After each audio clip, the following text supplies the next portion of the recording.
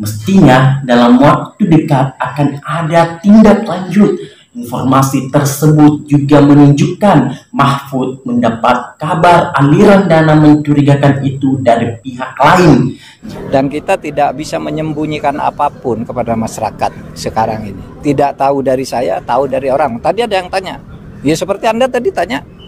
Tadi juga ditanya, Pak kok ada ya data baru 500 miliar siapa itu? Si Rafael ya. Lalu yang satunya itu apa ya, ada yang 3.000, udah tahu semua.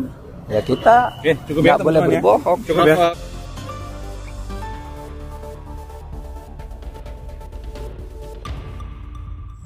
Ada aliran uang 300 triliun di bawah jajaran Kemenkeu yang mencurigakan.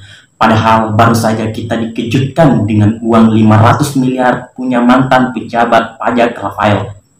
Tapi kehebohan ini di Kemenkeu tidak juga berhenti. Setelah pejabat pajak dan pejabat cukai kena tampol netizen, sekarang Menko Polhukam Mahfud MD yang nambahin kejutan. Mahfud MD mengungkapkan adanya temuan aliran dana yang mencurigakan yang mencapai 300 triliun rupiah. Gila, uang sebanyak ini jika terbukti hasil penyelewengan akan membuat guncangan dalam dunia penegakan hukum. Sebab mestinya ada mekanisme pengawasan dalam birokrasi. Penegakan hukum tidak perlu menunggu kehebohan dulu baru aparat hukum bergerak. Bahkan kalau perlu ada inisiatif dari birokrasi untuk membuat pemindaian internal, misalnya dengan mencermati gaya hidup jajarannya. Tapi selama ini gaya hidup hedon tidak mendapat teguran. Hal itu baru terbongkar ketika anak pejabat pajak menganiaya David. Akhirnya netizen mengungkapkan gaya hidup mewah yang bersangkutan. Dan yang membuat publik terperangah adalah jumlah harta yang sebenarnya jauh lebih besar dari yang dilaporkan. Bayangkan jika seandainya tidak ada penganiayaan itu, gaya hidup hedon pejabat Kemenkeu akan terus berjalan. Yang mesti jadi pertanyaan adalah dari mana uang yang diperoleh untuk gaya hidup hedon itu. Gaji PNS saja tidak akan cukup untuk mendukung gaya hidup mewah itu. Hal seperti ini akan selesai ketika birokrasi memiliki rambu-rambu yang tegas. Bahkan pucuk pimpinan harus melakukan pemantauan khusus pada bawahannya termasuk di media sosial mereka. Dan ini harus berlaku untuk semua pejabat publik. Tapi sistem ini yang belum ada, makanya para pengumplang pajak dan oknum nakal terus bisa berpesta pora. Dulu ada Gayus, sekarang ada Rafael, dan bisa jadi akan ada oknum lain lagi nanti karena sistem pengawasannya kurang ketat. Kemenkeu sendiri belum memberikan respon karena belum melihat laporannya. Jawabannya ini tentu normatif karena jikapun mereka sudah pegang laporannya, tidak banyak yang bisa dilakukan. Saat ini kewenangan ada di aparat penegak hukum. Tugas netizen memastikan proses hukum berjalan secara transparan. Jangan ada yang ditutup-tutupi karena ini pasti berkaitan dengan orang yang kuat.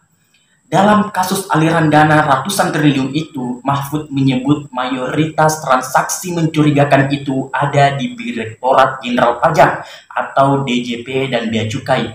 Dua sektor basah itu memang kerap membuat publik geram. Pasalnya, dua sektor ini sering dituduh sebagai lokasi penggelapan dan pengembangan dana.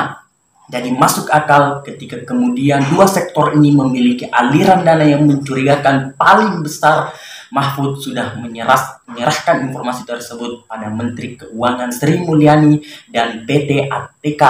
Mestinya dalam waktu dekat akan ada tindak lanjut. Informasi tersebut juga menunjukkan Mahfud mendapat kabar aliran dana mencurigakan itu dari pihak lain. Jika benar demikian, berarti ada sistem pengawasan yang memang longgar, sehingga pemberi informasi justru bukan dari aparat yang semestinya. Mahfud memastikan data yang ia sampaikan adalah data yang valid. Dengan kapasitas Mahfud, informasi tersebut tentu bukan asal bunyi. Pastilah datanya sangat jelas dan akurat. Sekarang kita tunggu gebrakan Bu Sri Mulyani, PT ATK dan aparat hukum. Jangan seperti kasus Rafael Alun yang baru dibuka ke publik, jumlah hartanya baru heboh. Padahal dulu Menteri PATK sudah memberikan penyampaian tentang aliran dana yang mencurigakan bertahun-tahun sebelumnya, tapi tidak ada tindak lanjut. Ini menunjukkan mental penegakan hukum kita masih menunggu reaksi publik, karena mestinya tanpa reaksi publik penegakan hukum harus tetap jalan. Ayo kawal terus kasus uang panas di Kementerian Keuangan ini. Tangkap semua pelakunya, jangan berikan ampun dan jangan kasih kendor. Wassalamualaikum warahmatullahi wabarakatuh.